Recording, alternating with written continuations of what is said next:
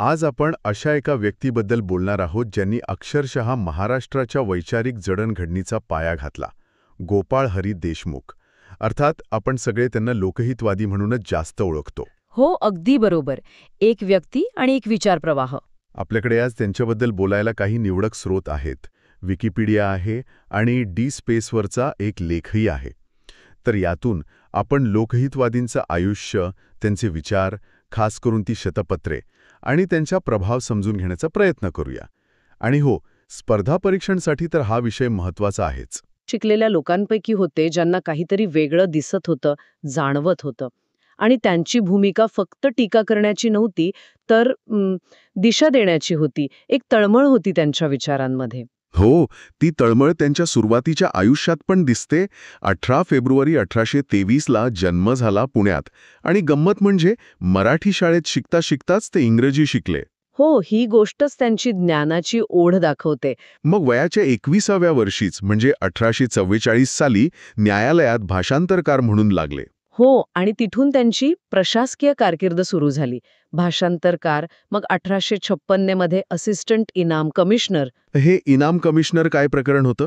म्हणजे जमिनीच्या मालमत्तेचे जे हक्क असायचे ना, त्याच्याशी संबंधित हे पद होतं. महत्वाचं होतं ते. मग त्यांनी कायद्याचा अभ्यास केला, मुन्सिफीची परीक्षा पास झाले. मुन्सफ म्हणजे न्यायाधीश? हो, कनिष्ठ न्यायाधीश. 1862 पासून मग ते मुंबई सरकारच्या न्याय खात्यात न्यायाधीश म्हणून रुजू झाले. मग अहमदाबाद, नाशिक, सातारा अशा ठिकाणी काम केलं. न्यायाधीश म्हणून त्यांचं काम कसं होतं? काही खास आठवण आहे का त्याबद्दल? त्यांच्या निष्पक्षपातीपणाबद्दल एक गोष्ट नेहमी सांगितली जाते. साताऱ्याला असताना तिथले प्रिन्सिपल सदर अमीन म्हणजे मुख्य कनिष्ठ न्यायाधीश ते निलंबित झाले होते काही कारणाने. बरं. तेव्हा त्यांच्या जागी गोपाळरावांना नेमलं. नंतर जेव्हा त्या निलंबित न्यायाधीशांची चौकशी करायची वेळ आली, तेव्हा चौकशी कोण करणार यावर चर्चा झाली. आणि गंमत म्हणजे खुद्द त्या निलंबित न्यायाधीशांनीच सुचवलं की गोपाळरावांना नेमा. अरे वा, म्हणजे एवढा विश्वास त्यांच्या निष्पक्षपातीपणावर. अगदी. त्यांनी कधी कोणाची चाकरी केली नाही, म्हणजे कोणाच्या दबावाखाली आले नाहीत. एकदम स्वतंत्र बाणा होता त्यांचा. हाच बाणा मग त्यांच्या लेखणीतून उतरला असणार. लोकहितवादी हे नाव याचंच प्रतीक आहे. बरोबर. लोकांचं हित पाहणारा, लोकांच्या हिताचं बोलणारा. त्यांनी स्वतःचे नाव घेतलं आणि ते जगले सुद्धा. 1848 साली म्हणजे वयाच्या 25वीतच त्यांनी लिहायला सुरुवात केली, मुंबईच्या प्रभाकर साप्ताहिकात. भाई महाजन संपादक होते त्याचे. आणि याच प्रभाकरमधून ती जगप्रसिद्ध शतपत्रे आली, हो ना? हो, तीच शतपत्रे. या शतपत्रांबद्दल जरा विस्ताराने बोलूया, कारण लोकहितवादी आणि शतपत्रे हे वेगळं करताच येत नाही. नाहीच. 1848 ते 1850 फक्त 2 वर्षात त्यांनी 108 छोटे छोटे लेख लिहिले, निबंधच म्हणा ना. आणि तेच नंतर पुस्तक रूपात आले लोकहितवादींची शतपत्रे. आणि काय गाजले ते. त्यांनी अक्षरशः तत्कालीन समाजावर वैचारिक हल्ला चढवला होता त्यातून. विषय कोणते होते त्यात मुख्यत्वे? अरे, विषय काही नव्हते. धार्मिक, सामाजिक, आर्थिक, राजकीय, शैक्षणिक, वाङ्मयीन, ऐतिहासिक सगळं काही होतं त्यात. पण मुख्य भर होता समाज सुधारणेवर. अत्यंत परखड मतं मांडली त्यांनी. म्हणजे समाजाला आरसा दाखवण्याचं काम केलं त्यांनी. अगदी तसंच. अंधश्रद्धा, रूढी, परंपरा, भोळ्या समजुती या सगळ्यांवर प्रहार केला. लोकांना विचार करायला लावलं. आणि जातीव्यवस्था, त्यावर तर खूप तीव्र टीका केली. काय म्हणाले ते जातीव्यवस्थेबद्दल? त्यांच्या मते ही जातीव्यवस्थाच समाजाच्या अधोगतीला कारण आहे. तिने समाजाला विभागलंय, कमजोर केलंय.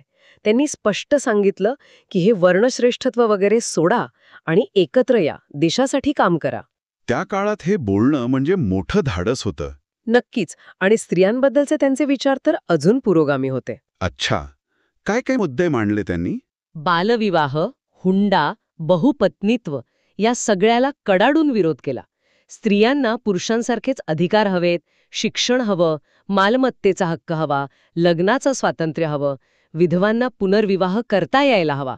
हे सगळं ते त्या काळात म्हणजे 1850च्या आसपास बोलत होते. खरंच खूप पुढचे विचार होते. आणि त्यांचं एक वैशिष्ट्य होतं स्वकीयांवर टीका. म्हणजे ते आपल्याच लोकांच्या, हिंदू समाजातील दोषांवर जास्त परखडपणे बोलायचे.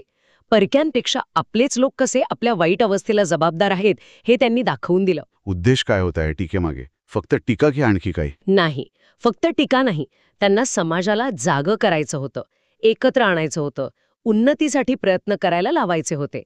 त्यांनी काही काळ एक ब्राह्मण या नावानेही लिहिलं होतं बरं का. अच्छा. शतपत्रांव्यतिरिक्त अजून काय लेखन केलं त्यांनी? आपण म्हणालात की भरपूर लिहिलंय. हो, खूप. त्यांचं पहिलं पुस्तक होतं हिंदुस्थानचा इतिहास. ते तर त्यांनी वयाच्या 19व्या वर्षीच लिहिलं होतं, पण छापलं गेलं 1878 मध्ये.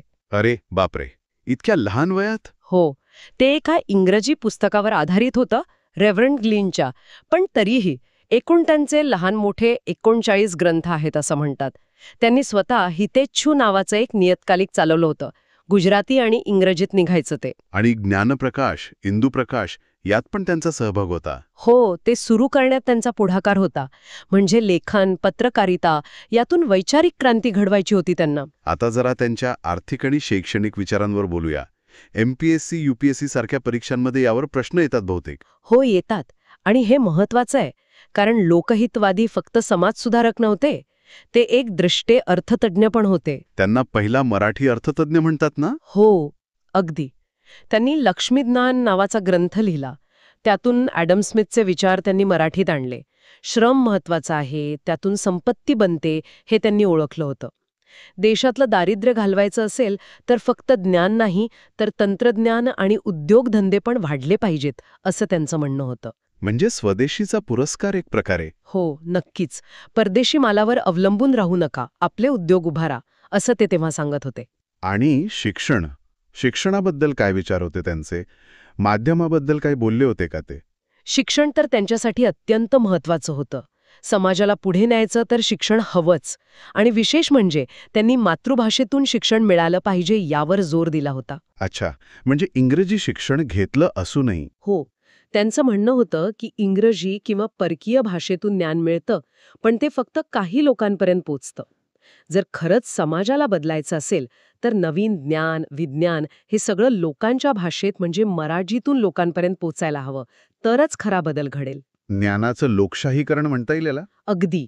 ज्ञानाच्या प्रसारातून समाजाला जागृत करायचं, सक्षम बनवायचं, भारताला जगात मानाचं स्थान मिळवून द्यायचं, हे त्यांचं स्वप्न होतं.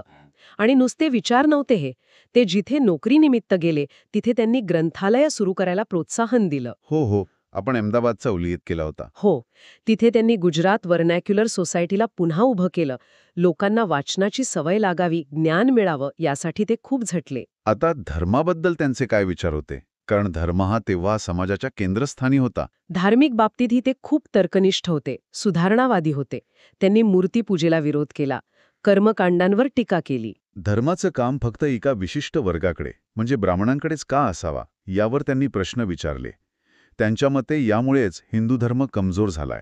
बरं, त्यांनी पुढे जाऊन आर्य समाजाचा स्वीकार पण केला होता.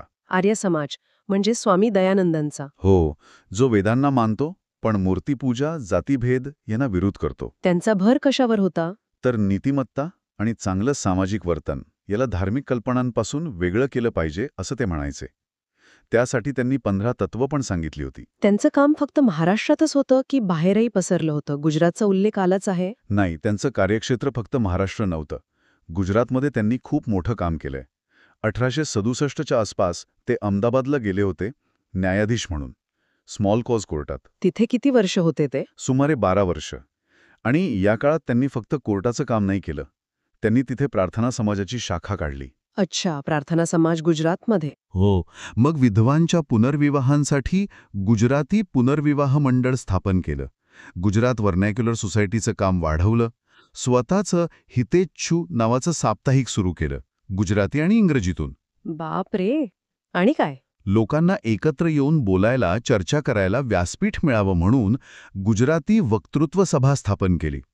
ते तिथल्या अनेक संस्थांचे पदाधिकारी होते. म्हणजे त्यांचं कार्यक्षेत्र किती व्यापक होतं बघा. खरंच, किती पैलू आहेत या व्यक्तीला. लेखक, विचारवंत, समाजसुधारक, अर्थतज्ञ, न्यायाधीश, शिक्षण प्रसारक आणि ग्रंथालय चळवळीचे कार्यकर्ते सुद्धा. हो, तेही.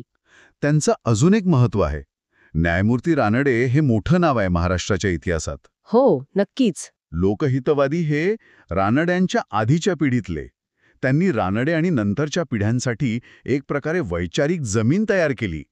पहिले मराठी अर्थशास्त्रज्ञ म्हणून त्यांचं स्थान तर आहेच, त्यांनी जे विचार मांडले, जी दिशा दाखवली, त्याचा परिणाम पुढच्या अनेक पिढ्यांवर, महाराष्ट्रावर, देशावर झालाय, हे स्पष्ट दिसतं. तर मग या सगळ्या चर्चेतून आपण काय मुख्य निष्कर्ष काढू शकतो? लोकहितवादींच्या कार्याचं सार काय? थोडक्यात सांगायचं तर, लोकहितवादी म्हणजे बदलाचे आणि पुढे जाण्याचे प्रतीक. त्यांनी जुन्या टाकाऊ गोष्टींवर निर्भीडपणे हल्ला केला, तर्काला महत्त्व दिलं, ज्ञानाचं, विशेषतः आधुनिक ज्ञानाचं महत्त्व ओळखलं, ते सगळ्यांपर्यंत, अगदी स्त्रियांपर्यंत पोहोचावं यासाठी प्रयत्न केले. आर्थिक विचार पण महत्वाचे होते त्यांचे. हो, आर्थिक स्वावलंबन किती गरजेचं आहे हे त्यांनी ओळखलं. स्वदेशी उद्योग, तंत्रज्ञान याचा पुरस्कार केला. आणि सगळ्यात महत्त्वाचं, समाजात एकी हवी, सगळ्यांनी मिळून देशासाठी काम करायला हवं, हा त्यांच्या विचारांचा गाभा होता. कितीतरी विचार त्यांचे आजही तितकेच महत्वाचे वाटतात. अगदी. आणि म्हणूनच एक विचार शेवटी सोडून जातोय. लोकहितवादींनी जवळपास 250 वर्षांपूर्वी लोकांना सांगितलं होतं, ज्ञानी व्हा, प्रश्न विचारा, रूढी तपासा. आज आपण माहितीच्या युगात आहोत. सगळं किती झपाट्याने बदलतंय. मग अशा काळात लोकहितवादींचा हा चिकित्सक बना, हा संदेश, तो किती लागू होतो? त्यांच्या कुठल्या विचारांची आज आपल्याला जास्त गरज वाटते? त्यांच्याकडून आज आपण काय शिकू शकतो? यावर विचार करायला हरकत नाही, नाही का?